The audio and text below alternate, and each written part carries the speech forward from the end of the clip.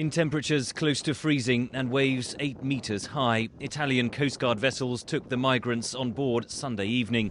Several had already died from the cold. Many more succumbed to hypothermia on the open decks of the rescue boats as they returned to the Italian island of Lampedusa.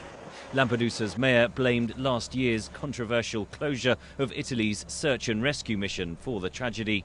The European Union-run Operation Triton has taken over from the Italian mission, but has fewer vessels and patrols close to the European shoreline. Speaking before the tragedy, Isabella Cooper of the EU border agency Frontex said migrants in peril would still be rescued. Most of the situations that we have been seeing here require immediate provision of search and rescue, and of course if such situation emerges we will go even beyond our operational area to save human lives.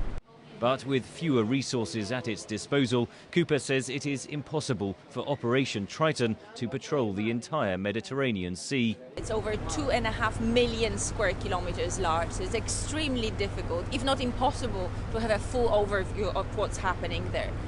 The more migrants come, the more difficult it will be to detect smaller boats and rescue them. So it is a very concerning situation indeed. A record 170,000 migrants crossed the Mediterranean into Europe in 2014. A quarter of them were Syrians. More than 3,000 died on the journey. In recent months, smugglers have employed a new tactic, packing aging cargo vessels full with hundreds of migrants. Last month, the Ezadeen was found drifting off the coast of Italy. On board were 450 Syrian refugees who had paid up to $6,000 for the journey. Captain Einar Valsson was commander of the Icelandic vessel sent to rescue the ship. When you are in the reality and see this amazing sight, and the first thought when we saw it, I thought, how are we going to make this operation to work? The Icelandic crew, aided by the Italian Coast Guard, managed to board the Ezadeen and towed it to Italy. The rate of migrant arrivals this year is outpacing 2014.